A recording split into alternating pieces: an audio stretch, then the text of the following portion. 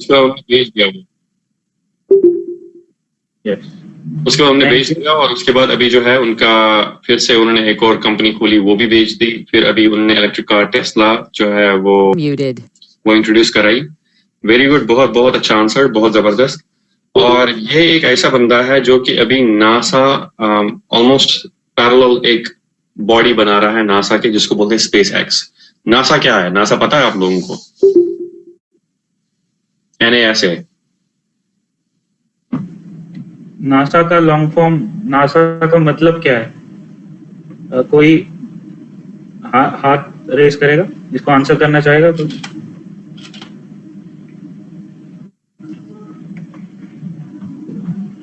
Yes, बीरवा से hand raise किया है, तो मैं आपको कहूंगा कि आप आपका वेब कैमरा शेयर कीजिए। बीरवा एंड कलूसा बांडीपुरा, दो स्कूल आंसर करना चाहते हैं इसको।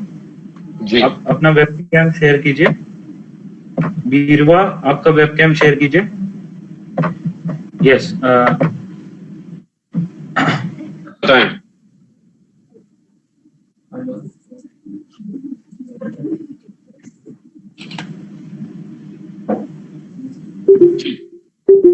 What does NASA stand for? जी National R&D Space Organization. Space Organization. National R&D Space Organization. Okay, very good very good. तो इन्होंने जो है, इलॉन मस्क जो है बहुत ही यंग है, उन्होंने national aeronautics and space administration, एक बहुत बड़ी ऑर्गेनाइजेशन है जिसमें बहुत सारे कंट्रीज पार्टिसिपेट कर रहे हैं, जिनने अपना ये स्पेसशिप, या जिसको बोलते हैं, अभी आपके लिए इतना ही काफी है कि स्काईलैब करके पहले थी, अभी ऐसी एक लैब है जो कि हमारे 250 माइल्स ये हमारी अर्थ के ऊपर से चलती है, ठीक है, इंटरनेशनल स्पेस स्टेशन करके ISS, और वो नासा ही हैंडल करती है USA की तरफ से। जबकि इलॉन मस्क एक ऐसे बिजनेसमैन हैं जिन्होंने एक अपनी कंपनी खोली है जो कि पैरेलल में चलाती है नासा के साथ ही, जिसको बोलते हैं स्पेस एक्स। और ये बंदा ऐसा बंदा है जिन्होंने बोला है कि इनकी डेथ जो है वो अर्थ पे नहीं होगी। He is the one who is actually, who has started this mission to Mars. He is the one who says that he's going to die in Mars and he'll be buried there. उसकी दफन जो है, जो उसको दफन किया जाएगा वहीं पे किया जाएगा। So these are the dreams of someone who has left science and went into business. Then linguist writer J.K. Rowling, Harry Potter आप लोगों ने सुना होगा। और उसके बाद एक ऐसे राइटर हैं, मैंने बहुत सारी ऐसे एग्जाम्पल जमा करी हैं जिनमें सिर्फ साइंस की तरफ ही नहीं है, आर्ट्स की तरफ भी है। जैसे एक ऐसे ही शायर हैं जिनने अवार्ड लिया उर्दू पोइट्री में, लेकिन उनका BA जो है अरबिक में है, MA जो है इंग्लिश में, ठीक है। और उसके अलावा मैंने अभी आपको जैक मा के बारे में बोला था पहले ही कि he failed to even secure a job at KFC, Kentucky Fried Chicken. He failed to get a job there, but then he became a billionaire, ठीक है। और चूंकि हम JNK से हैं, हमारे पास जितने भी लिसनर्स हैं वो JNK से हैं, तो मैं ये भी आपके पास एक छोटी सी लिस्ट लेना चाहूंगा जिसमें प्रोमिनेंट पीपल होंगे JNK से जिन्होंने अपना नाम वर्ल्ड लेवल पे बनाया। उनमें से पहले हैं अल्लामा इकबाल, फिलोसोफर हैं। विदु विनोद चोपड़ा है, 3 इडियट्स जिनने देखी होगी वो शायद जानते होंगे इस बंदे को। विदु विनोद चोपड़ा जो है वो कश्मीरी हैं या JNK से हैं, फिल्म मेकर हैं। इंदिरा गांधी, मोतीलाल नेहरू, नवाज शरीफ, आयतुल्लाह खुमैनी, सारे पॉलिटिशियंस हैं, ये भी JNK से ही ताल्लुक रखते हैं। बारकंदे कुटजू ठाकुर जो हैं former chief justice of India, वो भी JNK से हैं। विजय लक्ष्मी पंडित जो हैं former president of UN general assembly, वो भी JNK। और एक है, अब ये बड़ी अच्छी एक इंटरेस्टिंग चीज है, मुसफ अली मीर चीफ ऑफ आर्मी स्टाफ रहे हैं पाकिस्तान के, ये भी JNK से हैं। और SK Kaul chief of army staff रहे हैं इंडिया के, ये भी JNK से हैं। उसके अलावा बहुत सारे ऐसे लोग हैं जिनका मैं नाम लेना चाहूंगा। कल्हाना है जिनकी हिस्ट्री है, बहुत बहुत ऑथेंटिक हिस्ट्री मानी जाती है कश्मीर पे, वो भी कश्मीर JNK से हैं। ललेश्वरी हैं, हबा खातून हैं, सोनम वांगचुक हैं। आई होप कि शायद मैंने देखा था कि JK के पेज पे शायद मयूर साहब जो हैं वो उनके साथ भी आपकी इंटरेक्शन करने की सोच रहे हैं, सोनम वांगचुक। 3 इडियट्स जिसने भी देखी है, जो लास्ट वाला सीन है फुनसुक वांगडू जो आमिर खान रहते हैं, ये रियल लाइफ फुनसुक वांगडू है। इनका जो है, इनकी लाइफ जो है उसके ऊपर बेस्ड है Phunsukh Wangdu. Is a great gentleman and REC product from Ladakh division. Innumerable writers हैं, scientists हैं, philosophers हैं, और आप लोग हैं। मुझे पता है, मुझे उम्मीद है कि आने वाले 5-10 सालों में मैं आप में से बहुत सारे लोग होंगे जिनका मैं नाम सुनूंगा इंटरनेशनल लेवल पे इंशाल्लाह। और एक होम मैसेज जो है, इस बंदे को कौन कौन जानता है? स्टीव जॉब्स, हाथ खड़ा कर दें। स्टीव जॉब्स, अरे भैया, आईफोन का नाम सुना है? एप्पल का नाम सुना है? वो इसी बंदे ने दी थी, वो कंपनी खड़ी कर दी थी स्टीव वॉजनाइक के साथ, ठीक है। और इसने क्या लिखा लास्ट में कि you should have the courage to follow your heart and intuition. मतलब आपके पास इतनी हिम्मत होनी चाहिए कि आप वो करें जो आपका दिल बोले करने के लिए। क्यों? वो बोलता है स्टीव जॉब्स की they somehow know what you truly want to become.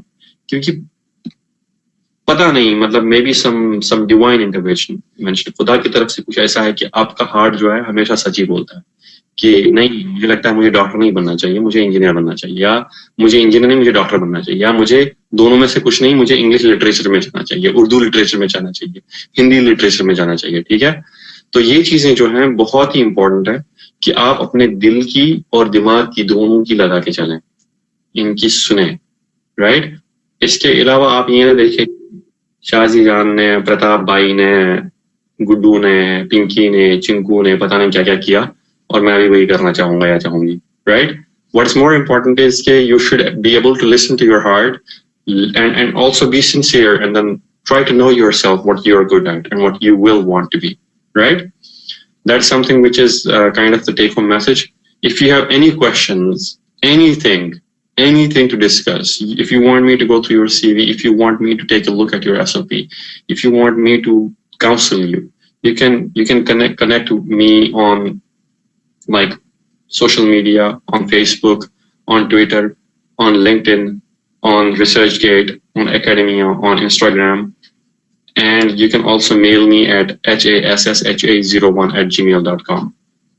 मेरा एक पेज है जिसको बोलते हैं Kashmir counselling.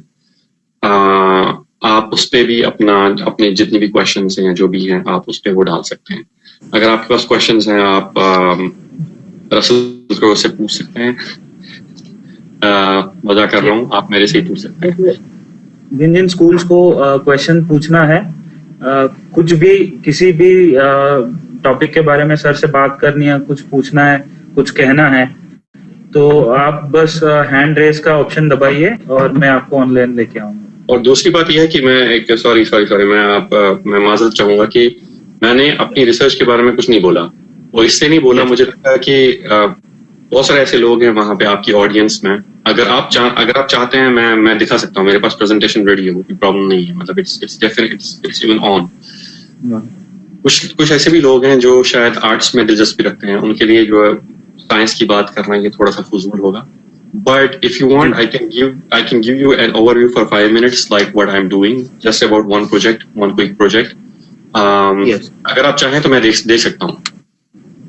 Yes, sir. We would like to have a brief introduction about you. तो मेरे कुछ प्रोजेक्ट्स हैं, एक प्रोजेक्ट है जिसमें मैं कैंसर पे काम करता हूँ, दूसरा प्रोजेक्ट है जिसमें मैं एक स्प्रेबल आर्टिफिशियल स्किन बना रहा हूँ फॉर डायबिटिक वूंड पेशेंट्स, क्योंकि डायबिटिक वूंड्स जो हैं वो बहुत ही मुश्किल होते हैं क्योर करने के लिए।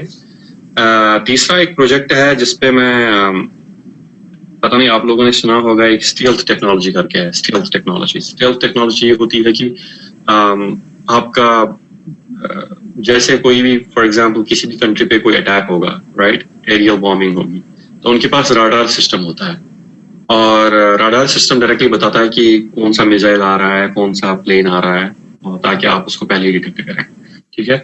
यूएसए ने एक ऐसी टेक्नोलॉजी बनाई है जिसको बोलते हैं स्टेल्थ टेक्नोलॉजी, जिसमें जो एरोप्लेन है ना, it looks like a bat चमगादड़ की तरह, ताकि उसके अगर आप राडार से जो भी रेडियो वेव्स यहाँ से डालते हैं ना, तो वो डिफ्लेक्ट हो जाती है, वो राडार की तरफ वापस नहीं आती, so that radar can not detect them, right. तो मैं भी एक ऐसी टेक्नोलॉजी बना रहा हूँ जिसपे इम्यून सिस्टम जो है, हमारी बॉडी का जो डिफेंस मैकेनिज्म है, वो मेरे ड्रग को देख ही ना पाए, ताकि मेरा ड्रग चुपचाप जो है कैंसर के पास चला जाए और वहां पे उसको अटैक करे, ठीक है। और एक मेरा ये कैंसर इससे रिलेटेड है। दूसरा जो मेरा एक और प्रोजेक्ट है जिसपे मैं काम कर रहा हूँ, मैं एक फेक ब्लड बना रहा हूँ, मतलब एक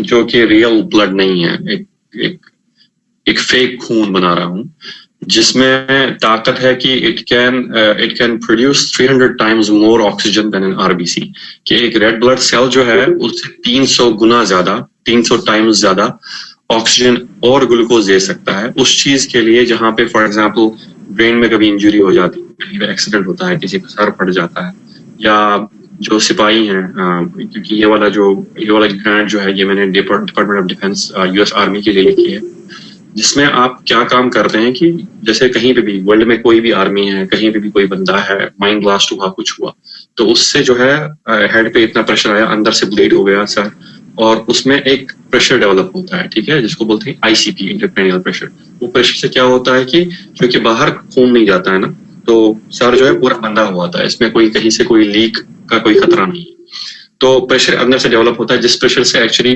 फोर्स होता है आर्टरीज पे या ब्लड वेसल्स पे, और ब्लड नहीं जा पाता है ऊपर, ठीक है, और जिसकी वजह से ऑक्सीजन नहीं जा पाता है, और ऑक्सीजन नहीं जाएगा सर में, तो उससे क्या होता है, उसको बोलते हैं हाइपोक्सिया। तो कभी कभी ब्रेन डेथ हो जाती है, पैरालिसिस हो जाती है, राइट। सो वो चीज को रोकने के लिए हमने फेक ब्लड बनाया है, छोटे से नैनो पार्टिकल्स बनाए हैं जो कि ब्लड सेल्स की तरह ही होती हैं। वो जो ही किसी को कोई एक्सीडेंट हुआ, कोई ड्राउन हो गया, दरिया में चला गया, कहीं पे भी कुछ हुआ, स्पोर्ट्स एक्सीडेंट हुआ, किसी ने गाड़ी में धक्का मारा, सर पे चोट लगी, आप डायरेक्टली उसको पाउडर की फॉर्म में निकाल के 10 ml जो है आप उसको सोल्यूशन बना के 10 ml is equal to 10 bottles of blood, तो वो चीज हम डेवलप कर रहे हैं, ठीक है। और अभी अगर आप मैं अभी बात करना चाहूंगा थोड़ा सा, जिसको मैं बोलूंगा स्टील्थ टेक्नोलॉजी पे, दिख रहा है आपको? तो स्टील्थ टेक्नोलॉजी पे अगर हम बात करें, छोटा मोटा इंट्रोडक्शन आपको मैं दे दूंगा इस स्टील्थ टेक्नोलॉजी के बारे में। इसको मैंने लिखा है biomimetic nano particles for regenerative medicine and therapy, right. आप देखते हैं कि जो बायोमिमेटिक्स, जो मैंने टर्म यूज किया, बायो मतलब बायोलॉजी से रिलेटेड, माइमेटिक मींस मिमिक्री करने वाला, नकल करने वाला, तो बायोलॉजी को नकल करने वाला। बायोलॉजी को नकल करने के लिए हमें सबसे पहले क्या देखना है कि एक सेल जो है वो क्या होता है, ठीक है। सेल जो है, सेल एक मतलब इसी ऑर्गेनिज्म में जब आप स्ट्रक्चरल ऑर्गेनाइजेशन देखते हैं, पहले ऑर्गन होता है, उसके बाद नीचे जाएंगे आप, फिर टिश्यू होता है, उसके बाद नीचे टिश्यूज जो है वो बने होते हैं सेल्स से, और सेल्स का जो मेम्ब्रेन होता है, ये बेसिक यूनिट ऑफ लाइफ जिसको बोलते हैं।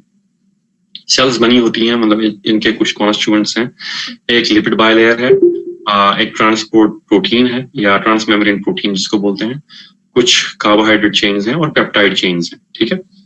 तो बायोमिमेटिक मतलब एक नेचुरल चीज है। तो अगर हमें इस चीज की नकल करनी है ताकि हमारी बॉडी का जो डिफेंस मैकेनिज्म है वो इसको रिकॉग्नाइज न कर पाए। बेसिकली क्या होता है कि अगर आप कोई भी मेडिसिन अपने जिस्म में डालते हैं, खा लेते हैं इंजेक्शन के थ्रू, माउथ के थ्रू, या स्निफिंग के थ्रू, मतलब नाक के थ्रू, जो भी हम अपनी बॉडी में डालते हैं, एक मैकेनिज्म होता है, डिफेंस मैकेनिज्म अपनी बॉडी का, वो बोलता है कि नहीं, ये जो चीज है ना, ये मेरी बॉडी के साथ रिलेटेड नहीं है, इसलिए मैं इसको हटाना चाहता हूँ। तो वो बहुत ही स्ट्रॉन्ग चीज है। और अगर हम इससे क्या होता है कि इसलिए आपको 100 टाइम्स या 1000 टाइम्स ज्यादा अपना डोज इंक्रीज करना होता है। जैसे पैरास्टामोल, जो भी पैरास्टामोल टेबलेट हम खाते हैं या क्रूसिन टेबलेट हम खाते हैं, ओरिजिनली अगर देखा जाए कि उसका 100 टाइम्स या 1000 टाइम्स कम डोज जो है वो आपके सही है सर दर्द ठीक करने के लिए, बुखार उतारने के लिए। लेकिन मैक्सिमम उस मेडिसिन का जो मैक्सिमम पोर्शन होता है ना, वो लूज होता है बिकॉज डिफेंस मैकेनिज्म काम में आके उसको हटा देता है। तो अगर हम ऐसी कोई चीज बनाएं जिससे डिफेंस मैकेनिज्म जो है वो उसको रिकॉग्नाइज ना करे एज अ फॉरेन बॉडी कि भैया ये बाहर से आया है, अगर वो रिकॉग्नाइज करे इस चीज को कि ये मेरे साथ ही है, मेरे जिस्म का ही एक पार्ट है, तो उससे क्या होगा कि ऑटोमेटिकली हमारा जो मेडिसिन है वो चला जाएगा जहां पे उसको काम करना है, and you can decrease the drug load, जिससे जो सेकेंडरी इफेक्ट हेल्थ इफेक्ट्स होते हैं वो कम हो जाएंगे, right? So what you got to do for making these biomimetics is कि we have to somehow overcome this strange immune system कि जैसे immune system यहाँ पे नेचुरल किलर NK जिसको बोलते हैं नेचुरल किलर सेल या व्हाइट ब्लड सेल जिनको बोलते हैं या T सेल्स होते हैं जो अपने डिफेंस मैकेनिज्म के पुलिसमैन होते हैं। ये जो ही देखते हैं कि भैया this cell isn't right, I must destroy it quickly before it releases a bunch of new viruses. या कोई मेडिसिन है वो देखता है कि ये मेडिसिन जो है मेरे काम का नहीं है, ये मेरी बॉडी का नहीं है, इसलिए मैं इसको हटा दूं। तो इसलिए लोग क्या करते हैं, हम लोग ऐसी कोई चीज बनाते हैं जहां पे अंदर से आपका नैनो पार्टिकल है या कोई ऐसा मटेरियल जो बहुत ही छोटा है और इसके ऊपर हम ये डालते हैं छोटे से मेम्ब्रेन्स या प्रोटीन्स इसके ऊपर लगा देते हैं ताकि ये एक फेक सेल बने।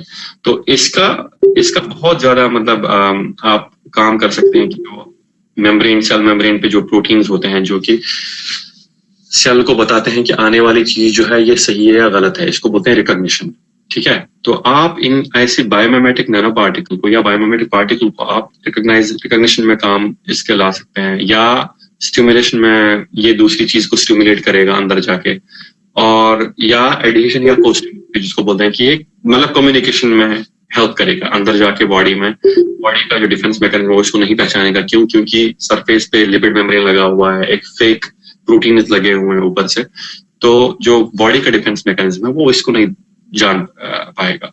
बहुत सारी डिफरेंट स्ट्रेटजीज होती हैं, लेकिन मैं इसके थ्रू आपको, ये बहुत ही कॉम्प्लेक्स सिस्टम है तो मैं डायरेक्टली लेके जाऊंगा आपको यहाँ पे। फॉर एग्जाम्पल, तो लोगों ने क्या क्या बनाया है, एक फेक वायरस भी बनाया है, जैसे ये है, इसको बोलते हैं वायरस मिमिकिंग पार्टिकल। आरबीसीज जो है वो छोटी सी कर्व्ड शेप होती हैं, तो साइंटिस्ट्स ने प्लास्टिक के छोटे छोटे सेल्स बनाई हैं जो कि कर्व्ड शेप होती हैं, तो ऑटोमेटिकली बॉडी को लगता है कि ये रेड ब्लड सेल्स हैं, जबकि वो रेड ब्लड सेल्स नहीं होती है, वो ड्रग लोडेड कुछ और कोई और चीज होती है। तो सिमिलरली मल्टी कंपोनेंट पार्टिकल्स भी बनाए हैं जिसमें एक ही पार्टिकल जो है वो डिफरेंट ड्रग्स डिफरेंट जगहों पे डाल देगा बिना बॉडी के इम्यून सिस्टम को एक्टिवेट करते हुए, राइट? इसमें लेकिन इन सब चीजों में ये बहुत ही लेबोरियस प्रोसेस है, इसमें बहुत टाइम लगता है और आपको डिफरेंट मटेरियल चाहिए होगा डिफरेंट एप्लीकेशंस के लिए। जैसे आपको अगर ट्यूमर को अटैक करना है तो आपको अंदर से एक अलग डिफरेंट मटेरियल चाहिए होगा, अगर आपको अल्सर के लिए अटैक करना है तो आपको किसी और चीज को लेना होगा। ये बहुत कॉस्टली है क्योंकि इसके ऊपर जो इस पार्टिकल के ऊपर जो लिगेंड्स या जो एडिशनल चीजें हमें डालनी होती हैं ताकि बॉडी का डिफेंस मैकेनिज्म उसको ना पहचान पाए, वो बहुत महंगी होती है मार्केट में, ठीक है? और ये नंबर 4 होना चाहिए, नंबर 1 है, पता नहीं क्यों। लेकिन हर एक एप्लीकेशन के लिए आपको डिफरेंट अप्रोच लगाना होगा, different synthesis, different blocking, different approaches लगाने होंगे। और मिमिकिंग जो है 100% नॉन इम्यूनोजेनिक नहीं होती। इसका मतलब ये हुआ कि अगर आपने अब पार्टिकल बनाया अभी और वो फेक भी है, उसके ऊपर लिपिड मेम्ब्रेन भी लगा हुआ है और छोटे प्रोटीन्स भी लगे हुए हैं जो सरफेस प्रोटीन्स हैं, लेकिन तब भी हमारा डिफेंस मैकेनिज्म गॉड ने इतना स्ट्रांग बनाया है कि हमारी बॉडी उसको पहचान ही लेती है। तो भले ही उसकी मतलब टॉक्सिसिटी जो है वो कम ही हो जाए, लेकिन समवट बॉडी जो है एक पर्टिकुलर पोर्शन उसका खा लेती है ताकि ये हटा दे उसको, ठीक है? तो इसलिए मैंने क्या सोचा कि आप एक काम कर सकते हैं, आप डायरेक्टली सेल मेम्ब्रेन जो है, आप सेल को मार के उसका सेल मेम्ब्रेन हटा के और उस मेम्ब्रेन को इन पार्टिकल्स के ऊपर लगा सकते हैं ताकि आपके पास ऑटोमेटिकली बनाया मेम्ब्रेन, ठीक है? और उसको आप डायरेक्टली या तो ऐसा भी कर सकते हैं, ये एक पार्टिकल है, ये एक WBC है, व्हाइट ब्लड सेल, तो आपने व्हाइट ब्लड सेल को मार दिया, उसके अंदर जितना भी था वो बाहर निकाल के इस मेम्ब्रेन को आपने इस पार्टिकल के ऊपर डाल दिया जिस पार्टिकल में ऑलरेडी एंटी कैंसर ड्रग है, और फाइनली आपके पास ये मिला, ठीक है? और ये क्या है ओरिजिनली, ये actually WBC white blood cell का मेम्ब्रेन है और उसके अंदर लगा हुआ है पार्टिकल। तो अगर हम इस चीज को बॉडी में डाल दें, बॉडी को लगेगा कि ये मेरी इम्यून सिस्टम का ही पार्ट है, ये तो मेरी ही वाइट ब्लड सेल है, लेकिन अंदर से एक पार्टिकल है जिसमें ड्रग लगा हुआ है, एंटी कैंसर ड्रग, राइट।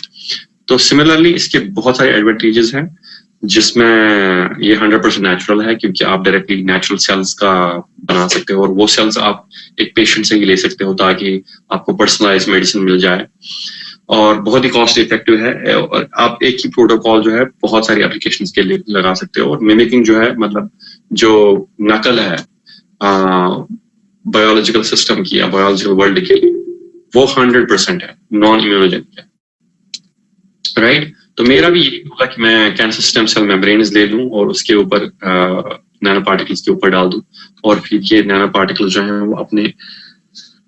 वो कैंसर के पास चले जाएंगे, या मायोकार्डियल इंफ्राक्शन जिसको बोलते हैं हार्ट अटैक, वो हार्ट अटैक के ऊपर में डाल दूं और वो हार्ट अटैक को हील कर दे, ताकि एट द सेम टाइम वो हार्ट अटैक को बोल दे कि नहीं भैया, ये सेल्स जो हैं ये अपने बॉडी की ही सेल्स हैं, इनको मारो मत, जबकि अंदर से वो पार्टिकल्स होंगे और उनमें वो दवाई होगी जो कि हार्ट अटैक को बचा सके, राइट।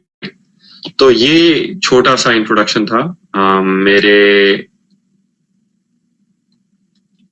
रिसर्च का, राइट। अब आप क्वेश्चंस पूछ सकते हैं। यस, जिन भी स्कूलों को क्वेश्चंस पूछने हैं अपने हैंड रेज कीजिए, तो मैं उस स्कूल को ऑनलाइन लेके आऊंगा। Sir, you may stop sharing your screen now.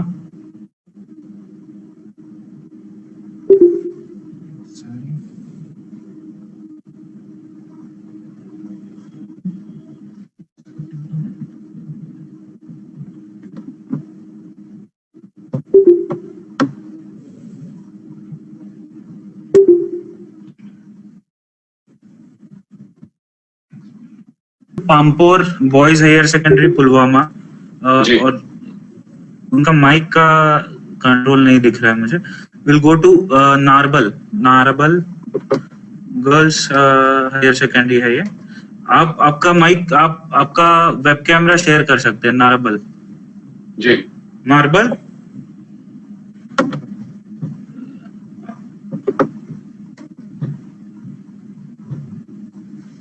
Narbal आपका वेब कैमरा शेयर कीजिए। यस, आप सवाल पूछ सकते हैं जी।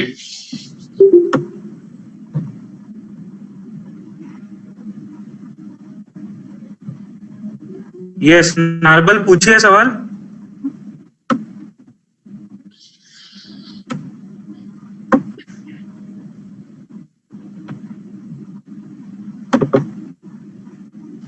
जिन जिन लोगों ने हाथ रेस किया है वो अपना वेब कैमरा शेयर कीजिए। बॉय सांबा, अनंतनाग।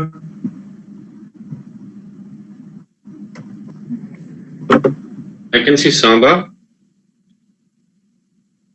हाँ बोलिए जी, सांबा। नारबल, आप बात कीजिए, आपका आवाज नहीं आ रही।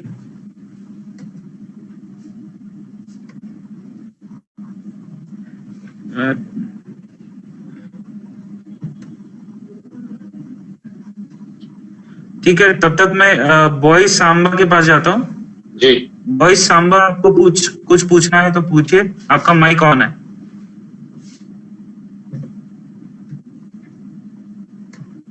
नहीं, मैं कुछ नहीं सुनाई दे, पता नहीं मयूर साहब आपको सुनाई दे रहा है कुछ? नहीं। तो आपका माइक म्यूट है। आपका सेल्फ म्यूट मोड पे है। दूरू एंड सांबा, आपका सेल्फ म्यूट मोड पे है। बीरवा की तरफ जाता हूं मैं। बीरवा, आपका वेबकैम शेयर कीजिए। I have unmuted. Yes. I have unmuted. जी जी जी जी जी। यस, पहले सांबा सवाल पूछेंगे। Assalamualaikum. My name is Mubashir. I am from Duru. वालेकुम सलाम। Anantnag. And जी। my question is about biology. जी। सर, अगर हम आर्टिफिशियल ब्लड इंजेक्ट करेंगे बॉडी में, तो हमारा जो इम्यून सिस्टम है वो उसके साथ कोई रिएक्शन करेगा या उसे पास करने देगा? नहीं, that's a very good question. तो मेरा जो प्लान है, मैं पार्टिकल्स बना रहा हूँ और उसके ऊपर मैं O negative red blood cells की कवरिंग डाल रहा हूँ. Automatically there is no RH factor incompatibility. Right. But that's a very good question. आपको आंसर समझ में आया कि नहीं? सर नहीं, मेरे को कुछ सुनाई नहीं देता. मैं क्या करूंगा कि मेरे पास जो टेक्नोलॉजी है उसमें मैं O negative red blood cells का मेम्ब्रेन उठा के पार्टिकल्स पे डाल दूंगा. तो O नेगेटिव जो है वो एक यूनिवर्सल डोनर है. No matter what your blood group is, O negative will never have an RH incompatibility with any other blood group. Got it?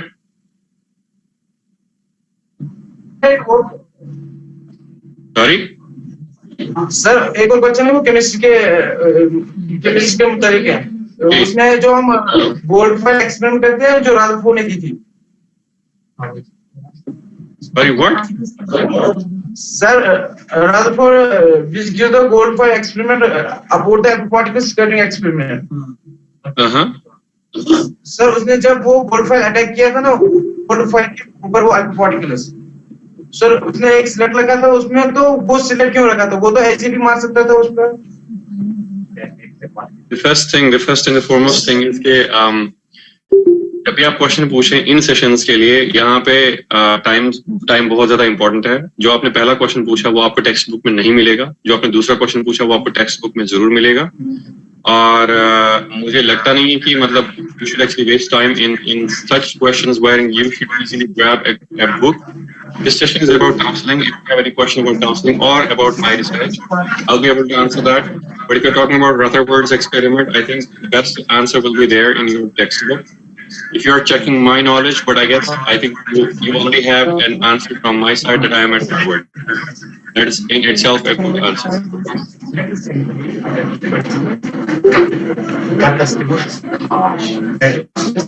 So that yes, alpha particles Ji. Unmuted. Muted. Yes, we have next question coming in from Birwa. जी. बीरवा, आपका mic on किया है, आप सवाल पूछ सकते हैं.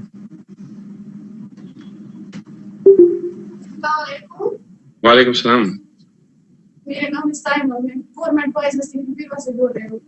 जी. मुझे teacher बनने का बहुत शौक है. मुझे कुछ टिप्स दीजिए अपने मकसद में कामयाब हो जाए. आपको कुछ टिप्स ऐसे दे दूं कि जिससे आप अपने मकसद में कामयाब हो जाएं. सबसे पहले जो टिप है, जो मैंने पहले ही बोला है कि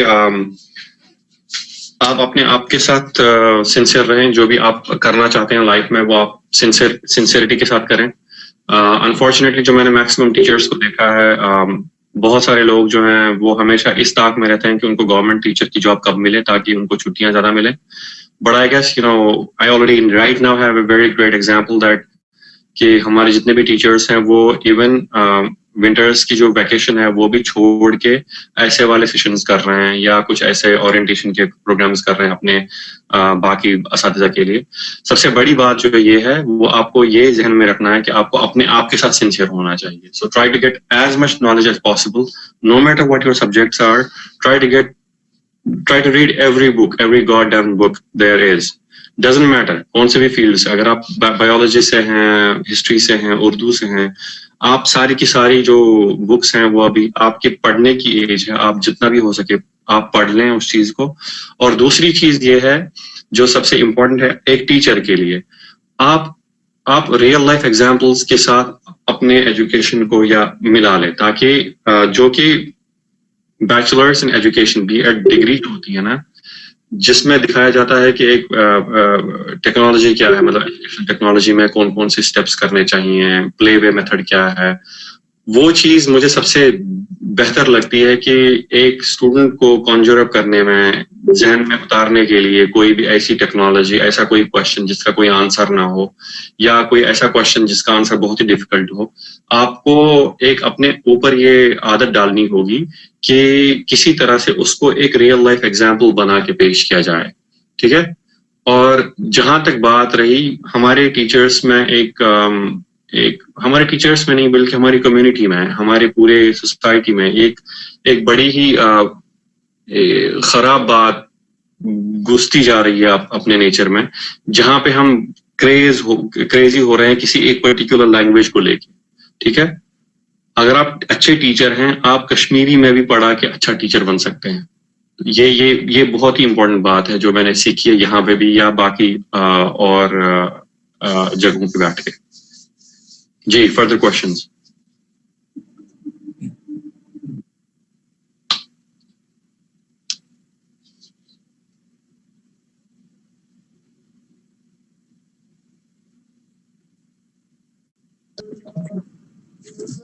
Walaikum Assalam.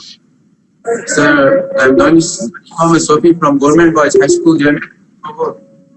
जी जी मेरा आपसे एक क्वेश्चन था कि जब कोई हार्ट का पेशेंट, उसकी हार्ट बीट जब तेज हो जाती है या वो थोड़ा सा घबरा जाता है, उसको एक टैबलेट देते हैं क्लोज़पाम।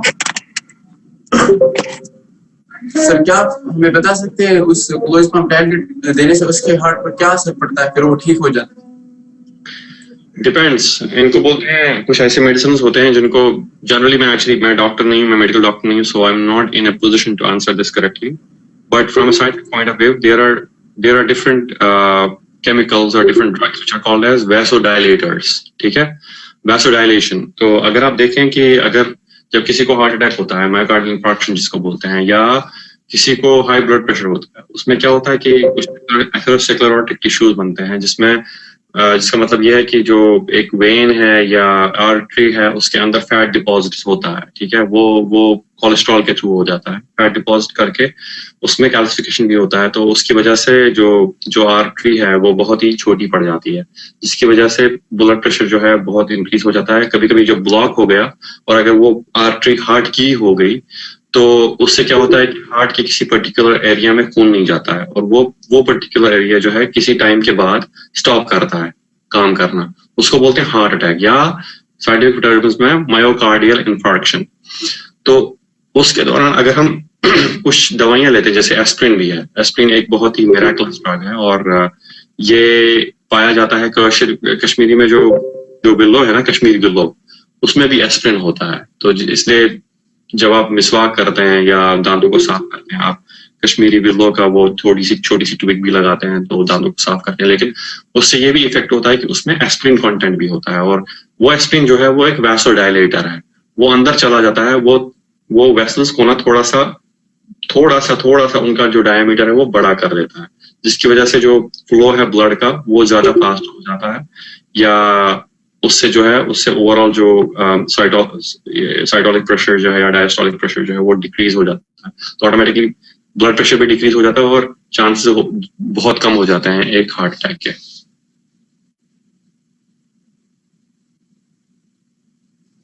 या जी, Vishna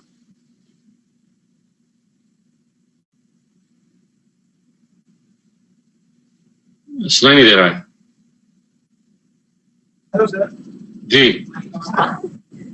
Sir, I am medical student of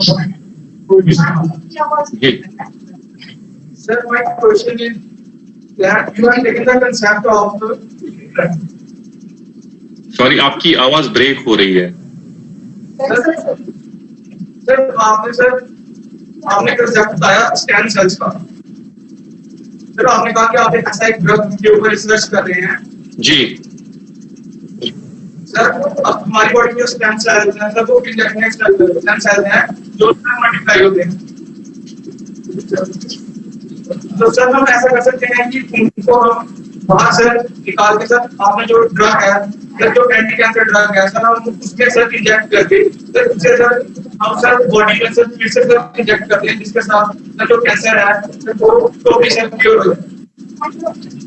जो आपने बात करी है ना, मैंने एक्चुअली पूरा सुना नहीं क्योंकि आपकी आवाज जो है बहुत कट रही है, लेकिन मुझे लगता है जो आपका क्वेश्चन है, प्लीज से यस इफ आई से राइट। अगर मैंने सही क्वेश्चन आपका पकड़ा हो तो आप मुझे बता दें कि हाँ।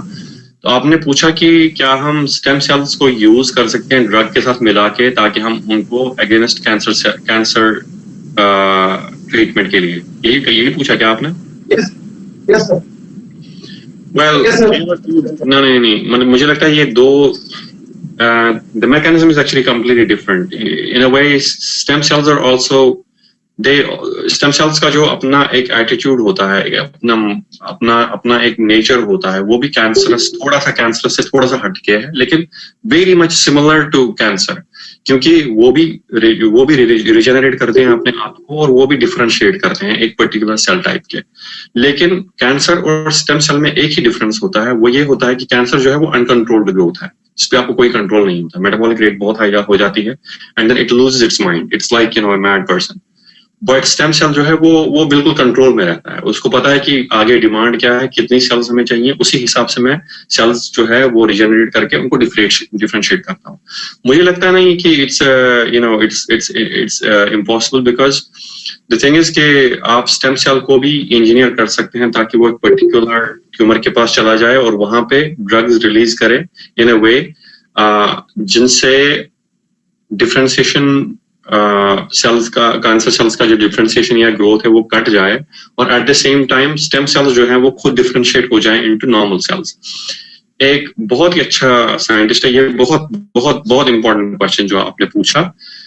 एक साइंटिस्ट है जो हार्वर्ड मेडिकल स्कूल में ही हमारी पड़ोस की लैब है, उसका नाम है Michael Jeffrey Karp, Jeff Karp करके, JEFFKARP, ये आप लिख सकते हैं, नोट कर सकते हैं। जेफ कार्प जो है, उनका एक पेपर है जो नेचर नैनो टेक्नोलॉजी में आया है, 2012-2013 का है, जिसमें एग्जैक्टली उन्होंने यही किया। उन्होंने एक स्टेम सेल को ले लिया, उस स्टेम सेल में उन्होंने नैनो पार्टिकल्स भर दिए, नैनो पार्टिकल्स ड्रग के साथ, तो उस स्टेम सेल को उन्होंने ऐसे प्लान किया कि वो एक पर्टिकुलर जगह पे जाके ड्रग्स को भी रिलीज करे और अपनी डिफरेंशिएशन को भी कंट्रोल कर सके। It's a very good question.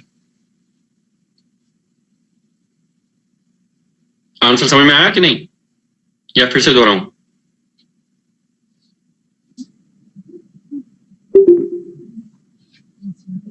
Hello, any further questions?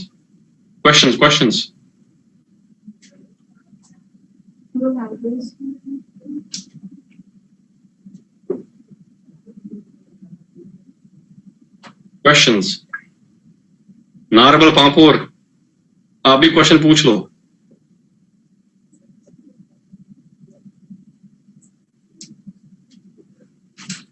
Hello Samba, आपकी आवाज नहीं आ रही है। Hello. Hello, I am a student of class from basketball. My name is जी I have a question. जी सर, हमें जितना कुछ भी पढ़ाया जाता है साइंस में, पर वो प्रैक्टिकली बहुत कम अप्लाई होता है, और हमें इतना पता भी नहीं होता है कि हमें कितना कहीं तक कहाँ पर प्रैक्टिकली अप्लाई करना है। कहा जाता है कि साइंस में जितना कुछ होता है सब कुछ प्रैक्टिकली ही होता है, लेकिन हमें सिर्फ थ्योरी पढ़ाई जाती है, प्रैक्टिकली। तो क्वेश्चन क्या है? आप कोई ऐसे टिप्स दो जिसकी वजह से आप प्रैक्टिकली कुछ कर सके, प्रैक्टिकली देख सके। Very good. एक मिनट, मैं बंदे का नाम ढूंढ रहा हूँ। एक मिनट।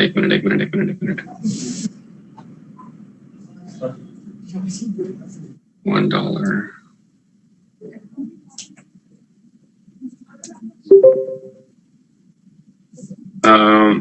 ये एक बहुत ही अच्छा क्वेश्चन है, और ये एक डिलेमा है हमारी गवर्नमेंट के लिए भी और हमारे लिए भी।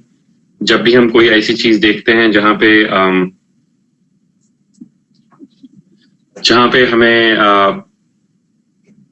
वे करना होता है कि मतलब थ्योरी और प्रैक्टिकल के बारे में, प्रैक्टिकल के बीच में, तो वहां पे हम ज्यादा टिल्ट होते हैं towards doing just theory and living practicals alone.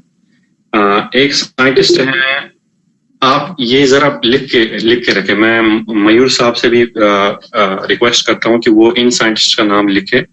ये एक इंडियन साइंटिस्ट हैं और ये स्टैनफोर्ड में है। इनका नाम है मनु प्रकाश, MANU स्पेस PRAKASH, मनु प्रकाश। और मैं ये चाहूंगा कि अगर मयूर साहब जो है वो गवर्नमेंट ऑफ इंडिया या डिपार्टमेंट ऑफ एजुकेशन चेंज के गवर्नमेंट जो है वो इनको अप्रोच करके, मनु प्रकाश ये बहुत ही रेस्पॉन्सिव है, बहुत ही डाउन टू अर्थ साइंटिस्ट हैं, बहुत ही जबरदस्त साइंटिस्ट हैं। इन्होंने $1 वाला फ्लोरेसेंट माइक्रोस्कोप बनाया है जिसको बोलते हैं फोल्डोस्कोप। तो $1 कितने हुए? 60 रुपीज, 70 रुपीज का माइक्रोस्कोप बनाया है। तो ऐसी चीजें अगर आप, और उसका रेजोल्यूशन इतना है जितना आपके पास $3 लाख वाले माइक्रोस्कोप का रेजोल्यूशन है। जो हमारी लैब में $3 लाख का माइक्रोस्कोप है उसका रेजोल्यूशन उतना है जितना एक उस फोल्डोस्कोप को है जो मनु प्रकाश साइंटिस्ट ने बनाया है, और वो उन्होंने ऑलरेडी एक नेचर जर्नल में पब्लिश करा है। तो आप उससे बात करके ऐसी चीजें मंगवा सकते हैं। दूसरी चीज, जैसे मुझे लगता है कि अमेजोन यहाँ पे है, eBay है, वैसी कोई चीज इंडिया में, मैं भूल गया उसका नाम, जिसपे ऑनलाइन शॉपिंग है। अमेजोन में स्टार्ट, जी हाँ, समथिंग लाइक दैट। वहां पे एक्चुअली आप एजुकेशनल किट्स मंगवा सकते हैं। जो आपके जो सांबा ने क्वेश्चन पूछा, आप अपने प्रिंसिपल साहब से बात कर सकते हैं कि वो आपके लिए ना किट्स मंगवा सकते हैं। किट्स जो है वो बहुत इजी, बहुत ही सस्ते में मिल जाती हैं एज कम्पेयर टू ब्रिंगिंग और buying your chemicals and all that. और किट्स से ये होता है कि जरूरी नहीं है कि आप सिर्फ अपने सिलेबस के एक्सपेरिमेंट्स करें, ठीक है, आप सिलेबस से हट के भी एक्सपेरिमेंट्स कर सकते हैं। Because the most important thing is कि पास में अगर फॉर एग्जाम्पल NaOH+ लिखा हुआ है कि हाँ भाई ये आपने एक एसिड को एक बेस के साथ मिलाया और फाइनली आपको एक सॉल्ट मिला और वाटर मिला, ये केमिकल रिएक्शन है, जरूरी हो जाएगी, कोई टेंशन नहीं। लेकिन मे भी आपके स्कूल के लिए इतने पैसे नहीं होंगे कि वो लेबोरेटरी ग्रेड सोडियम हाइड्रोक्साइड या लेबोरेटरी ग्रेड हाइड्रोक्लोरिक एसिड मंगवा सके। लेकिन अगर वो किट मंगवा सकते हैं जो कि 2000 से 5000 रुपए तक मिल जाएगा, जिसमें 30 से 40 बच्चे जो हैं वो एक्सपेरिमेंट कर सकते हैं, कोई भी एक्सपेरिमेंट, चाहे वो इलेक्ट्रिसिटी से हो, कम्युनिकेशन से हो, आप इसी लैंग्वेज के साथ हो। एक और चीज होती है जिसको बोलते हैं इंटरनेट ऑफ थिंग्स, IoT। ये बहुत बड़ी टेक्नोलॉजी बन रही है जिसको बोलते हैं IoT in health care, internet of things in health care, जिसमें आपने देखा है कि सैमसंग के बहुत सारे फोन्स आते हैं जहाँ पे आपने कैमरे के ऊपर अपना अंगूठा रखा, आपको ऑटोमेटिकली उसने ब्लड प्रेशर दे दिया, आपका हार्ट बीट कितना है, क्या नहीं है, क्या है। कभी कभी मैक्सिमम टाइम्स पे हमें लगता है कि सॉरी ये सारा फजूल है, शायद टेक्नोलॉजी मतलब इनने अहम ही रखा है वहां पे। लेकिन मैं ये गारंटी के साथ बता सकता हूँ, यहाँ पे MIT में मेरा यहाँ पे एक दोस्त है जो MIT में मैसेच्यूसेट्स इंस्टीट्यूट ऑफ टेक्नोलॉजी में अभी पोस्टडॉक कर रहा है। उसकी लैब जो है वो लेजर लैब है, और उसकी लैब ने एक ऐसा इंस्ट्रूमेंट बेचा जिसमें आप ब्लड शुगर डायरेक्टली डायग्नोज कर सकते हैं बिना प्रिक के। सिर्फ आपको उंगली रखनी है उस कैमरे पे और वो ऑटोमेटिकली आपका ब्लड शुगर बताएगा। राइट नाउ जितने भी डायबिटिक पेशेंट्स हैं वो उनको प्रिक करना होता है ताकि छोटा सा ब्लड ड्रॉप जो है वो निकले, और उसके बाद आप वो उसको एनालाइज कर रहे हैं कि ब्लड शुगर कितना है। लेकिन वो टेक्नोलॉजी खरीदी गई यहाँ पे MIT की लैब से $10 मिलियन में, और वो खरीदी है सैमसंग ने। इसका मतलब ये हुआ कि जो आगे जाके जितने भी सैमसंग के फोन्स आएंगे, नोटबुक्स आएंगी, टैबलेट्स आएंगे, जितने भी आएंगे, नोट्स आएंगे, ठीक है, उनमें वो टेक्नोलॉजी ऑटोमेटिकली रहेगी कि आप अपना ब्लड ग्रुप भी जो है या ब्लड शुगर जो है वो ऑटोमेटिकली टेस्ट कर सकते हैं। जो आपने अभी क्वेश्चन पूछा इस सिमिलर है जो जब मैंने बैचलर्स करा था पुलवामा डिग्री कॉलेज में, तो उस टाइम पे हमारे पास चूंकि पहला बैच था साइंस का, हमारे पास पैसे नहीं थे, कॉलेज के पास पैसे नहीं थे एक्सपेरिमेंट्स करने के लिए। लेकिन हमने अपना जो पॉकेट मनी है वो जमा करा। हमने अपना हम अबाउट 100-120 स्टूडेंट्स थे। हमने अपने पैसे जमा करे और उसके बाद उससे हमने केमिकल्स खरीदे श्रीनगर जाके, और कभी कभी हम डायरेक्टली अमर सिंह कॉलेज से बात करते थे। तो मेरा ये मतलब मुझे ये लगता है कि अगर आप अपने किसी डिग्री कॉलेज के साथ भी, जो आपके पड़ोस में कोई डिग्री कॉलेज है, उसके प्रिंसिपल के साथ बात करवाएं, अपने प्रिंसिपल सर को भी बोलें कि ये चीज है, ये हमें जरूरत है इस चीज की, तो मुझे लगता है कि it's not impossible, but yes practicals are very important, people should be doing them, at least our students. Right, thank you sir. जिन्होंने सवाल पूछा था उनके लिए मैं बताना चाहता हूँ कि arvindguptatoys.com नाम से एक साइट है, जिसमें अरविंद गुप्ता जो है physics, chemistry, biology, mathematics, magnetism, electrical के बहुत सारे छोटे छोटे टॉयज जो हम फेंक देते हैं चीजें, उससे वो बनाते हैं। 2 मिनट के वीडियोस है, तो आप बच्चों को साइंस की कंसेप्ट्स भी उन टॉयज का इस्तेमाल करके सिखा सकते हो। जैसे सर कह रहे थे $1 का माइक्रोस्कोप, तो उन्होंने भी अपने 2-3 तरीके के अलग अलग माइक्रोस्कोप उनकी बनाने की प्रोसेस वगैरह सब उस साइट पे दिया है। जो साइट है वो मैंने आपके साथ शेयर की है चैट बॉक्स में, इट्स arvindguptatoys.com। नेक्स्ट सवाल हम लेंगे कनाल रोड जम्मू से। कनाल रोड जम्मू, इसके पहले एक सवाल, 2 सवाल हमें चैट बॉक्स में मिले हैं। एक है महानपुर कठुआ से, उन्होंने कहा है कि आर्टिफिशियल ब्लड के बारे में उनका सवाल है, क्या आर्टिफिशियल ब्लड हर ब्लड ग्रुप को इस्तेमाल किया जा सकता है? एक ही ब्लड हर ग्रुप को इस्तेमाल किया जा सकता है? ऑलरेडी एक ऐसा क्वेश्चन पूछा था, मैं भूल गया किसने पूछा था वो। बड़ा ही अच्छा क्वेश्चन ये है, और इसका आंसर मेरे पास ये है कि हम एक्चुअली लेयर बना रहे हैं ऊपर पार्टिकल्स के, जो कि वो नेगेटिव रेड ब्लड सेल्स का RH फैक्टर हम उसमें इंक्लूड करते हैं ऊपर टैग करके। तो इसके लिए जरूरी ये है कि RH कंपैटिबिलिटी हम ये पता नहीं अब कितने भी लोगों को पता है RH की जो रिसस मंकी फैक्टर जो है, जैसे O नेगेटिव ब्लड है उसको सिर्फ O नेगेटिव ही चाहिए, O पॉजिटिव जो है वो O नेगेटिव भी ले सकता है, O पॉजिटिव भी ले सकता है। A+ ब्लड ग्रुप जिसके पास है वो A+ भी लेगा और AB+ भी लेगा और O नेगेटिव भी लेगा। O नेगेटिव ब्लड ग्रुप है वो यूनिवर्सल डोनर है। नो मैटर किसी भी बंदे का कहीं पे भी कोई एक्सीडेंट हो, किसी भी बंदे को कोई ब्लड चाहिए, नो मैटर व्हाट उसका ब्लड ग्रुप क्या है, उसको O नेगेटिव अगर दिया जाएगा वो बच जाएगा, क्योंकि यूनिवर्सल ब्लड ग्रुप जो है वो O नेगेटिव है। ऑटोमेटिकली हमने क्या सोचा है कि हम इस फेक ब्लड पार्टिकल पे O नेगेटिव के जो RBC है या रेड ब्लड सेल है, O नेगेटिव ब्लड के मेम्ब्रेन्स डाल दें ऊपर से, तो ऑटोमेटिकली उसके बाद जब आप इंजेक्ट करेंगे किसी को भी, उसमें से कोई भी इम्यून रिस्पॉन्स नहीं होगा, कोई रिजेक्शन नहीं होगा। Thank you sir. Next question is actually it was asked to Dr. Andrabi first during our last interaction, but उनका कहना है कि उनसे मुझे सेटिस्फैक्टरी आंसर नहीं मिला। तो सवाल ये है कि कश्मीर में एप्पल ऑर्चर्ड्स में जो पेस्टिसाइड्स, फंगिसाइड्स का इस्तेमाल होते हैं, आर दे कार्सिनोजेनिक? और जो कैंसर की जो ग्रोथ हुई है खासकर जम्मू कश्मीर में, जो पेशेंट्स की तादाद बढ़ रही है, क्या ये उसका रीजन है? देखिए, कैंसर एक बहुत ही कॉम्प्लेक्स प्रॉब्लम है और मैक्सिमम टाइम्स पे ये ऐसे होता है कि कोई भी, क्योंकि कैंसर हमारे हर एक बंदे में कैंसर जीन्स हैं, उनको बोलते हैं ऑन्कोजीन्स। अब ये किस में एक्टिवेट हो जाए उसको कैंसर हो जाता है, ठीक है। और इसको एक्टिवेशन करने के लिए बहुत सारे ऐसे रीजंस होते हैं जिनमें केमिकल एक्टिवेशन भी है। मैक्सिमम टाइम्स पे वायरल इन्फेक्शन हो जाता है जिसकी वजह से ऑन्कोजीन या कैंसर वाला जीन जो एक्टिवेट हो जाएगा। कहीं पे रेडिएशन भी होते हैं, जैसे यूवी रेडिएशन किसी को हो गई और ज्यादा हो गई और उसकी वजह से उसको हो गया। और कहीं पे मतलब ऐसी चीजें हैं जैसे सिगरेट के थ्रू भी बहुत मतलब लंग टिश्यू जो है डैमेज हो गया और उसके बाद किसी तरह से वो जीन जो है एक्टिवेट हो गया। तो ultimately it boils down to कि कहाँ पे एक जीन, मुझे नहीं पता, बच्चों को पता होगा कि जीन का जो स्ट्रक्चर होता है उसमें एक चीज होती है जिसको बोलते हैं प्रमोट, जो आगे से जाके जीन के सबसे पहले, जीन जो है वो फंक्शनल यूनिट होता है, ठीक है, किसी भी प्रोटीन का फंक्शनल यूनिट, कि वो जीन जब एक्सप्रेस हो जाएगा तो एक प्रोटीन बन जाएगा। अब प्रोटीन्स जो कैंसर के प्रोटीन्स हैं उनको बोलते हैं ऑन्कोप्रोटीन्स। जब वो बन जाते हैं वो किसी सेल पे बाइंड करके उस सेल को बोलते हैं कि ये वाली प्रोसेस में तुम लगे रहो, तो ऑटोमेटिकली वो कैंसरस बन जाती है, ठीक है।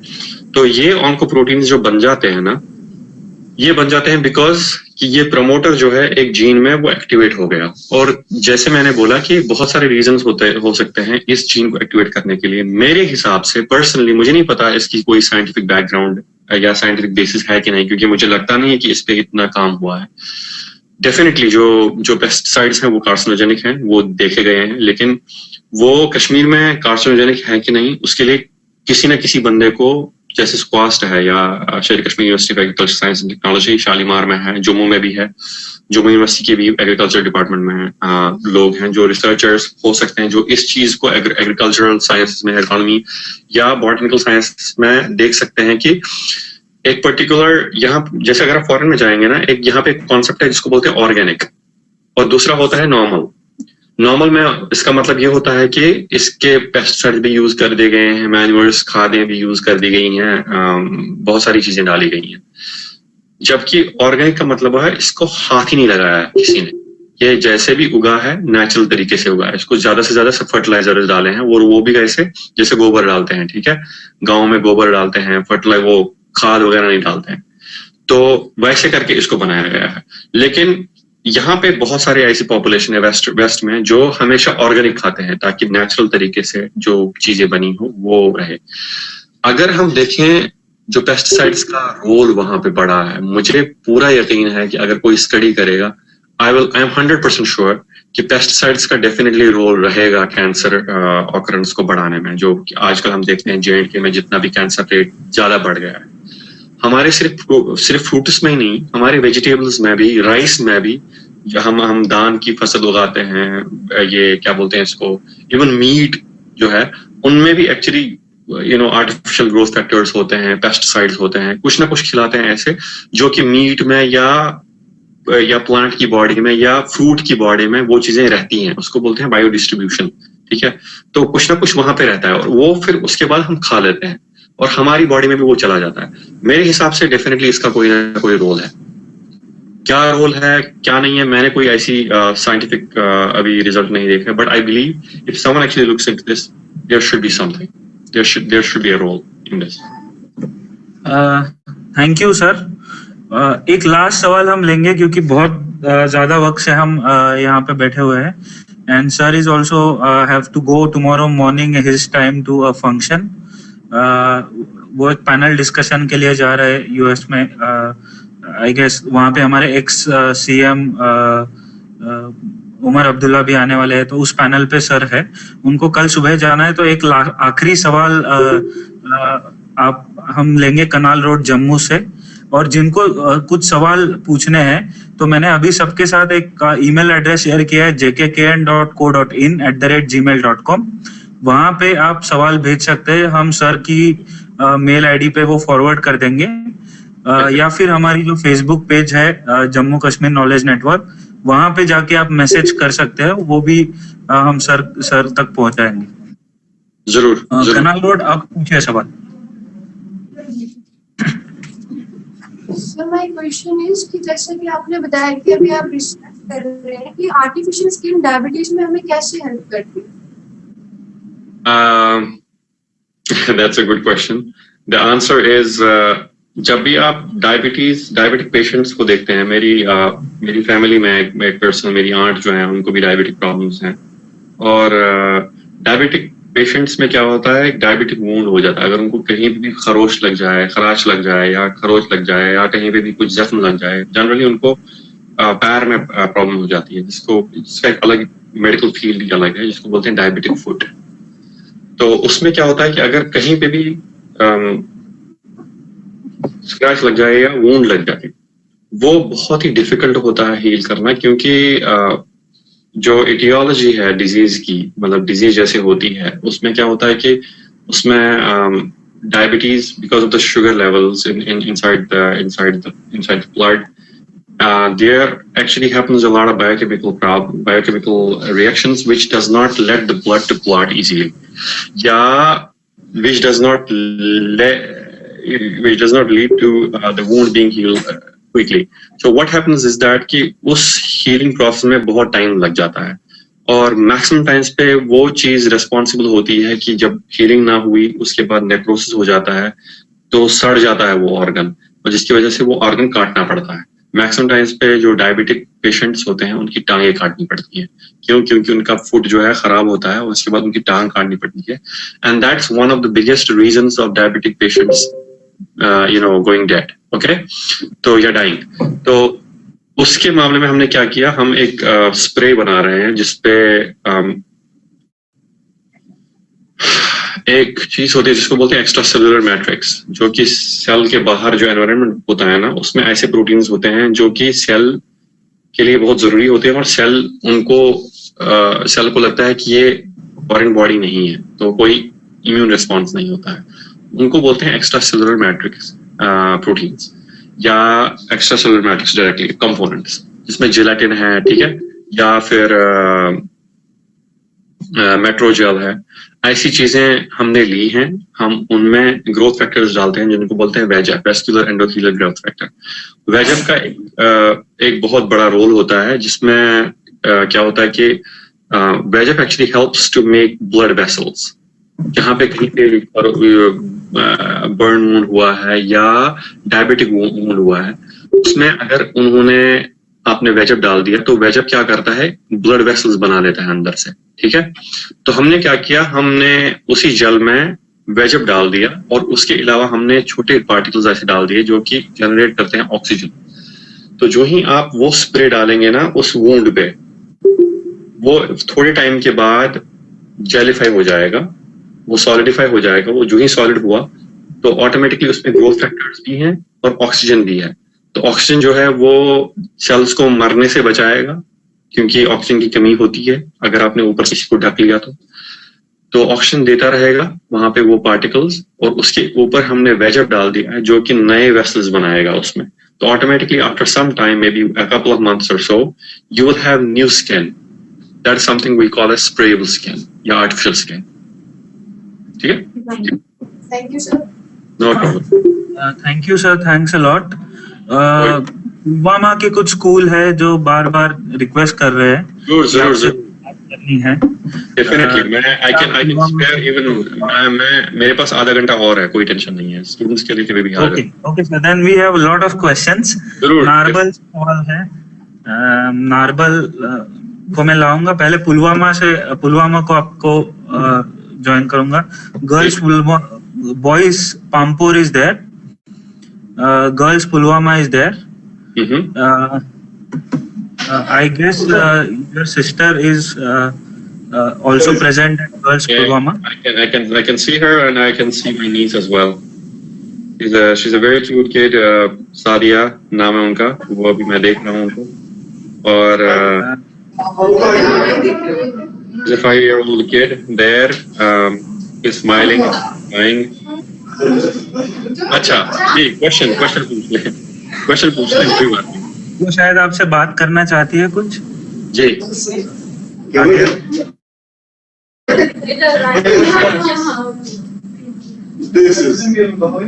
Hello Sadia.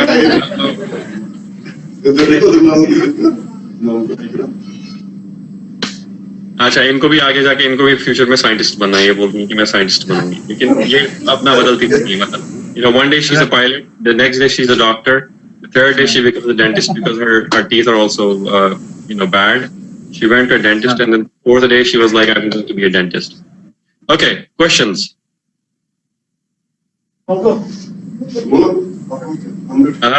Pampur, Pulwama, BHSS. Nice to meet you again, sir. No problem. Ji. Actually, we have seen after passing the matriculation exams in J&K, most of the students choose the pairs med or non-med. And finally, when most of them aren't appeared in the professional exams, that's BOPI or other examinations, they change their streams after 12th. Do you think it's a better decision for them? I think it depends. Like, most of the times that I already said कि पहले क्या होता है कि जब आपका confusion होता है, जो मैंने बोला था कि कंफ्यूजन ट्रायंगल जिसको मैंने बोला, उसमें सबसे बड़ा फैक्टर होता है खुद भी इंसान जो है वो अपने एनवायरनमेंट से पूरा वो इन्फ्लुएंस हो जाता है कि मतलब मेरा पड़ोसी भी डॉक्टर बन गया, मेरे रिलेटिव भी डॉक्टर बन गए, इसलिए मुझे भी डॉक्टर बनना है, या फलाने की बेटी, फलाने का बेटा, फलाना कजिन, फलानी कजिन जो है वो इंजीनियर बन गई, इसलिए मुझे भी इंजीनियर बनना है। But I guess what happens is that at the end of the time, at the end of the day, what happens is that they finally are not actually able to crack it. Why? Because उन्होंने सिर्फ इस गरज से medical ज्ञान या mathematics या biology ली होती है ताकि उनको डॉक्टर या इंजीनियर बनना है। But at the same time, they don't give a damn to anything. I don't want to name a person, but I got like 5 or 10 messages in yesterday from a guy. वो मुझे हमेशा पिछले 5-10 message में उसने सिर्फ इतना लिखा कि उसको डॉक्टर बनना है। फिर मैंने उनसे पूछा कि अगर आपको डॉक्टर बनना है ना तो पहले आप अपना फेसबुक का अकाउंट जो है वो बंद कर दें, क्योंकि मैं इतना एक्टिव नहीं हूँ जितना आप एक्टिव हो। तो अगर आप उतना पूरा टाइम उसमें लगा देंगे, उसके बाद आप तो 12th के बाद तो आप सीईटी क्वालिफाई नहीं करेंगे, और उसके बाद क्या होगा कि आपको डायरेक्टली आर्ट्स देना है, ठीक है।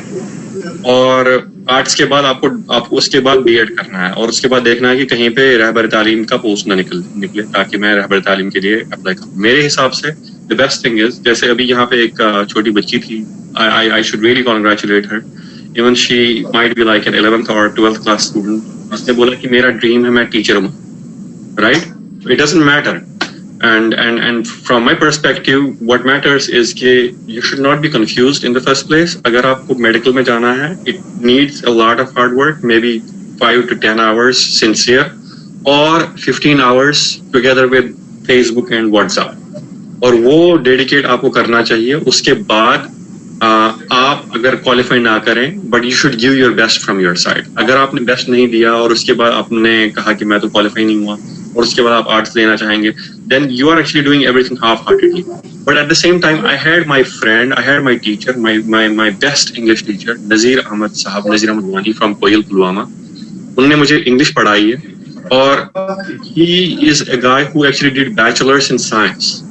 और उसके बाद उन्होंने को लगा कि नहीं, इंग्लिश में बहुत ज्यादा मजा है, मतलब it's very good. I don't want to do masters in science. I want to do maybe MA in English literature. Then he did a bridge course and he did an MA English and he got a gold medal in there. And I believe कि जो science से हट के उसके बाद जो arts में ले लेते हैं, साइंस स्टूडेंट जो आर्ट्स में चले जाते हैं, I believe they have more fertile brains. Why? Because they actually come from a different, they see things from a different perspective. And they can do much better in arts and other subjects. And from my perspective, I think arts, English, Urdu, Hindi, history, commerce, geography, everything is as important as doing science, or as important as being a doctor or an engineer. You have to be sincere. That's it. Yes, sir. And one more question, sir. Do you think lack of counseling for a student who started for his career? Sorry? Again, sir, do you think lack of counseling for a student who started for his career? Which counseling? Lack of counseling. Lack of counseling, sir. Yeah. Yes, definitely. I had a very good example.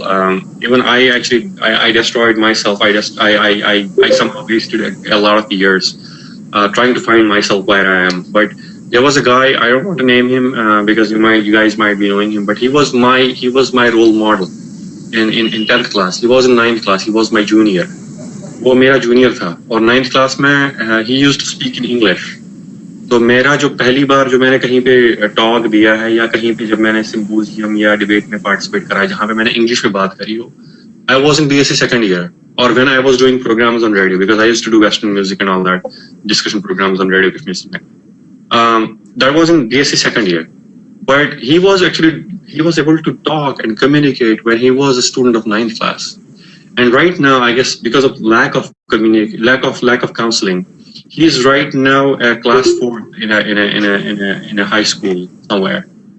So this it pains me a lot, क्योंकि वो बंदा इतना bright था जो मेरे लिए मतलब मुझे से एक medium class student के लिए medium level student के लिए वो मेरा role model था. But unfortunately, right now, I mean, he's actually a class 4th. He's a lab assistant or something in some school. So I guess counseling is definitely more important, especially for someone who does not know where to go.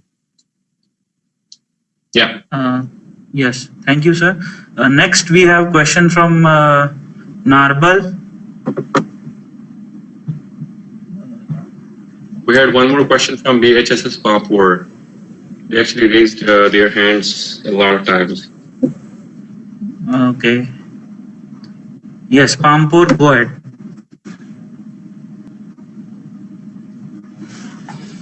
Ji, Pampur boys.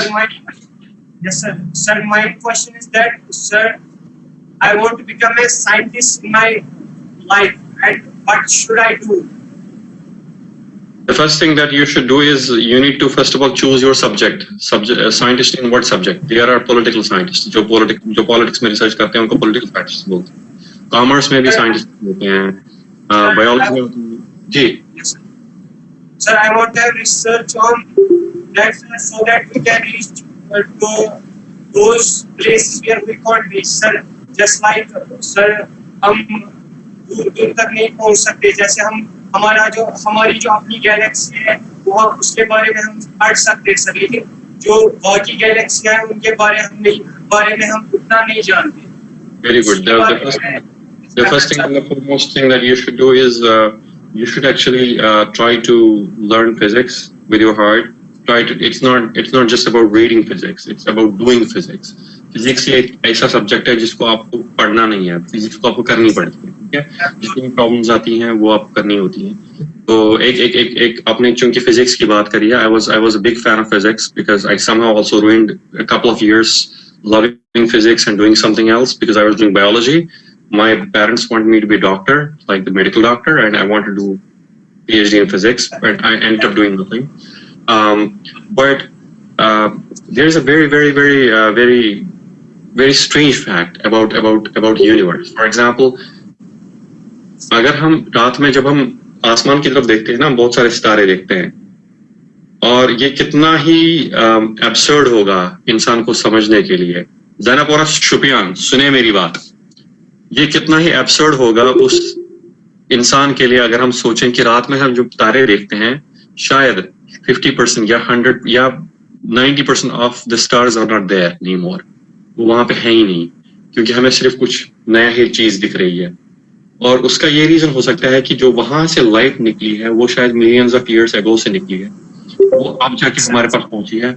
हम भले ही देख रहे हैं कि हाँ भाई यहाँ पे बहुत सारे तारे हैं, लेकिन शायद वो तारे वहां पे हो ही ना, वो शायद मर गए हों ऑलरेडी कब के.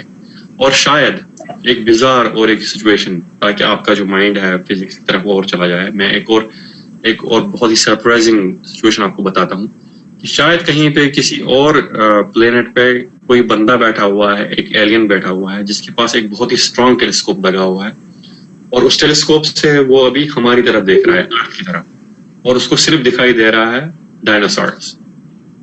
क्यों? क्योंकि अभी डायनासोर्स की जो लाइट है वो अभी चली जा रही है वहां पे उसके पास.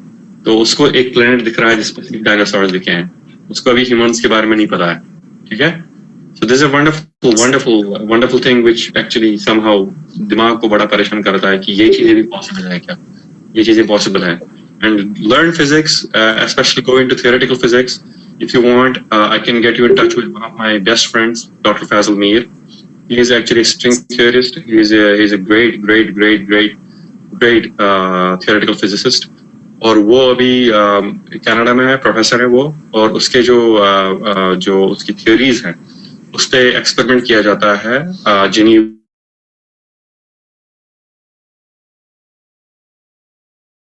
कहाँ पे कितनी हो सकती हैं, दोनों यूनिवर्स को टकरा के क्या हो सकता है क्या नहीं हो सकता. ओके, या सर, यहाँ पे क्राइसिस चल रहे कश्मीर में. सर, मैं कश्मीर की बात कर रहा हूँ.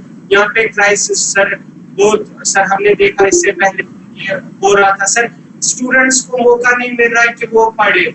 सर, अपनी लेवल पे मैं घर में भी पढ़ता हूँ, लेकिन उतना नहीं कर पाता हूँ जितना स्कूल में होता है या ट्यूशन सेंटर्स में होता है.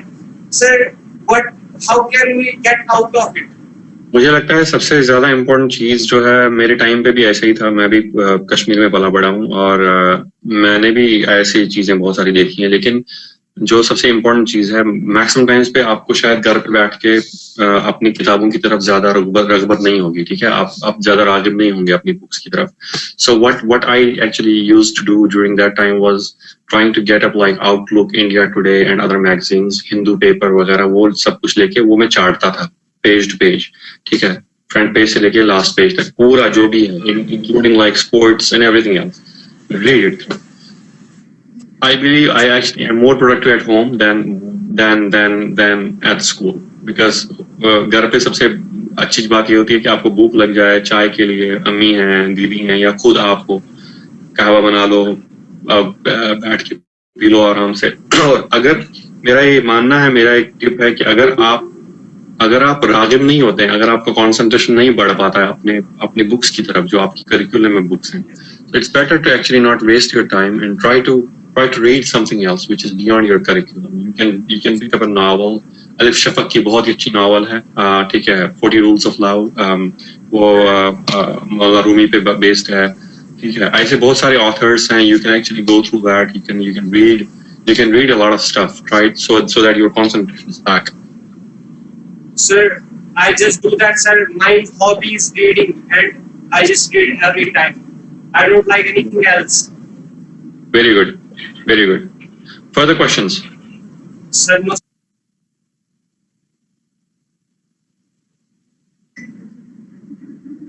Further questions.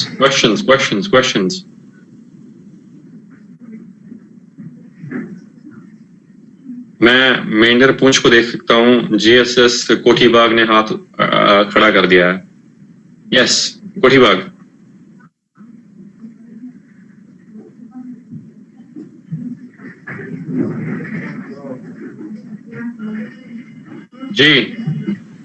जी क्वेश्चन पूछ लें. Kothibagh Srinagar.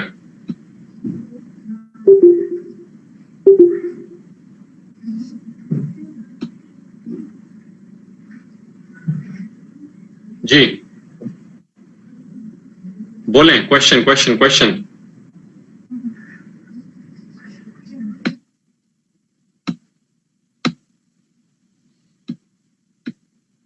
Hello. Hello. So sorry, my connection is getting weak. We have 4 schools. जी एक है किश्तवाड़ से कोई सवाल पूछना चाहता है भांडेरना से. जी बोलें. आप सवाल पूछिए Bhandarna Kishtwar.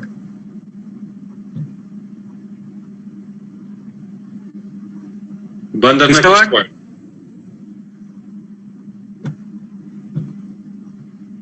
We have questions from Bishna, Kotibag and Kishtwar. Yes Bishna, आप पूछिए सवाल. बिश्ना ने ऑलरेडी पूछा है एक सवाल, इसलिए मैं Hi, sir. What is going जी My study again, sir. Sir, my question is this. Sir, कैसे सर हम सर हम कैसे कॉल करते हैं सर जीन्स है सर हमारी बॉडी में. सर वो सर सप्रेस्ड है. सर वो किसी केस में सर एक्टिव हो जाते हैं तो कैंसर की प्रॉब्लम कॉज होती है. सर हम सर मतलब बाय बर्थ जैसे बर्थ होता है सर किसी भी बच्चे का, तो सर हम उस टाइम जैसे हम पोलियो का वैक्सीनेशन देते हैं तो उस तरीके से हम अगर इसका भी कोई ऐसा ड्रग या वैक्सीनेशन बनाए कि दे दें अर्ली स्टेज इंजेक्ट कर दें जेनेटिक इंजीनियरिंग नहीं. ऐसा क्वेश्चन नहीं, it's a good question but it's not possible क्योंकि कैंसर जो है हर एक बंदे में हर एक डिफरेंट कैंसर जो है वो डिफरेंट टाइप का होता है. जैसे फॉर एग्जांपल अगर किसी लेडी में ब्रेस्ट कैंसर है और दूसरी लेडी में भी सेम ब्रेस्ट कैंसर है, जरूरी नहीं है कि सेम दवाई उन दोनों पे काम कर सके. ठीक है, तो इसलिए हर एक कैंसर जो है उसकी फिजियोलॉजी डिफरेंट होती है, उसकी बायोलॉजी डिफरेंट होती है, इसलिए आप यूनिवर्सल वैक्सीन नहीं बना सकते किसी भी कैंसर के लिए. इनफैक्ट अगर सेम बंदे को प्रोस्टेट कैंसर है, एक बंदे को प्रोस्टेट कैंसर है, दूसरे बंदे को प्रोस्टेट कैंसर है, जरूरी नहीं है कि वो दोनों कैंसर सिमिलर हो और आप एक ही सिंगल दवाई से काम नहीं चला सकते. जी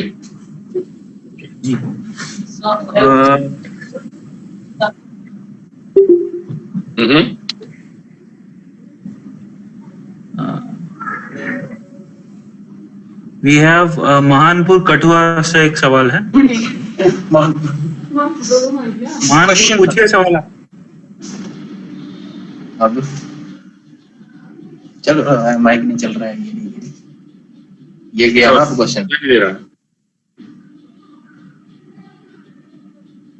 अरे बच्चे नहीं है ना. अच्छा बोले.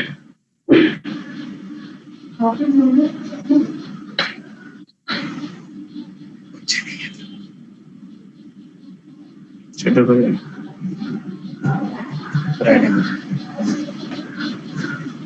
Okay, questions. चलो तो नहीं हाँ यही है. क्वेश्चन का उठ गया. चला गया ये क्वेश्चन, पूछ लिया है मयूर ने. क्यों हो रहा है क्वेश्चन? क्या था ये तो हो गया काम इसमें. हमारे पास अभी मुझे बिश्ना दिख रहा है हाथ खड़ा करते हुए, और इससे पहले कोठी बाग था। तो बिश्ना को, हाँ जी, आप पूछें क्वेश्चन। हम दो ही दिख रहे हैं, ऐसे उड़ो बंद करो इसको। मुझे आप सुनाई लोग नहीं दे रहा है। आंसर दे दो। Bishna, I am not able to hear you. हो गया हमारा, नहीं आ रहा है। I'm not able to hear anything. I do hear something. That's it.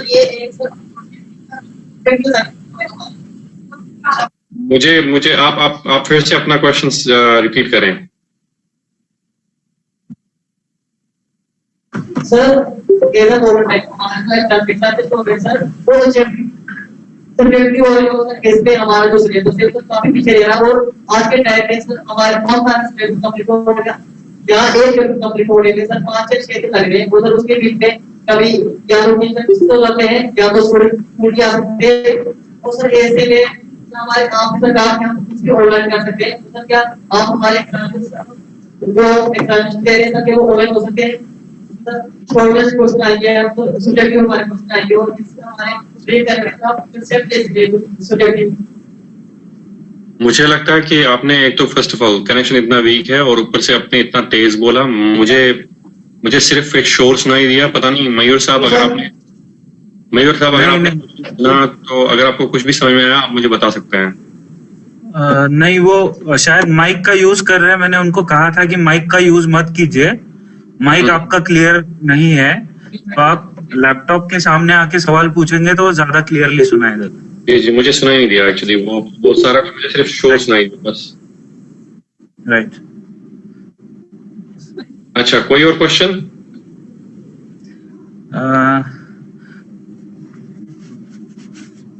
एक आखिरी सवाल सर डोडा से लेंगे हम, क्योंकि सभी के कनेक्शंस आई गेस वीक हो रहे हैं, उनकी लिमिट खत्म हो गई है। जी ये डोडा, आपको पूछना है तो पूछिए सवाल। आपका माइक ऑन है डोडा? Yes sir.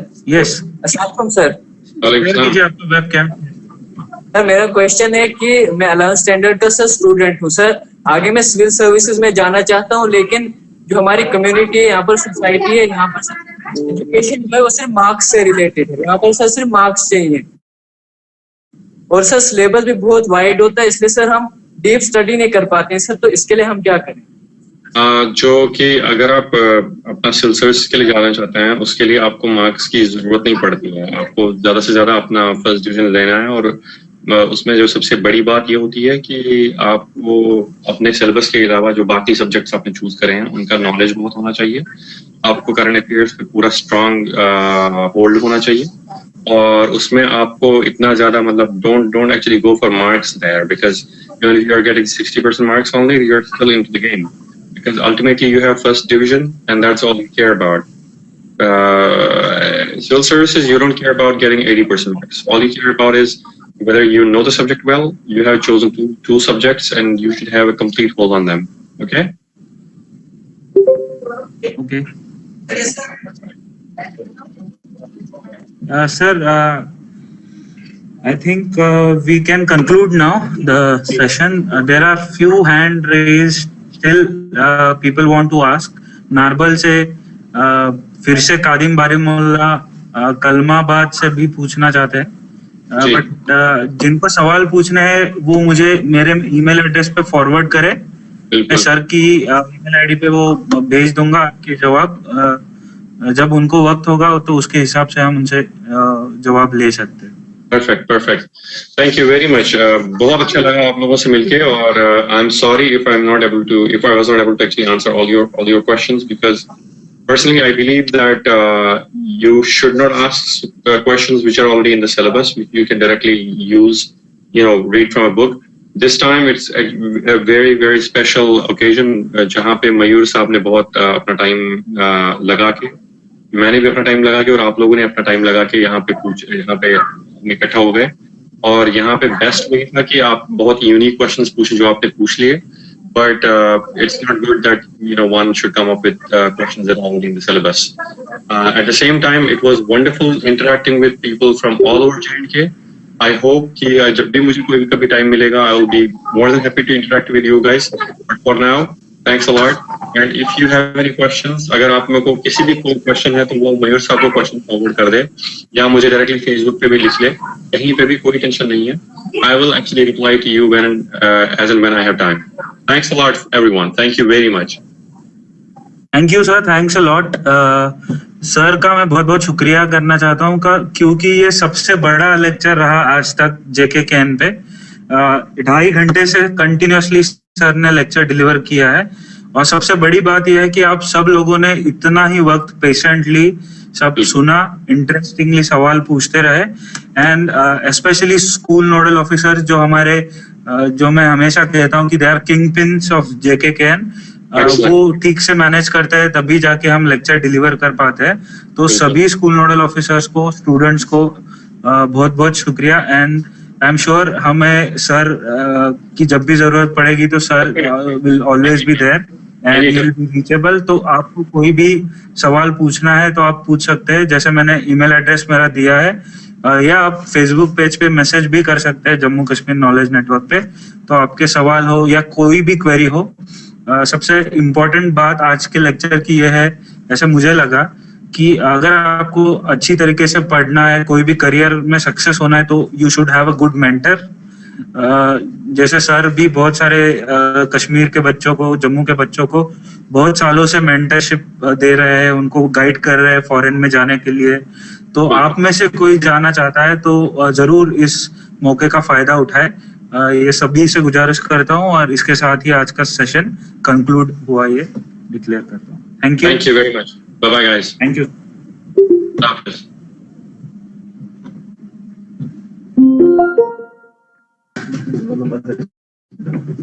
एक घंटे को नेट का जो देखा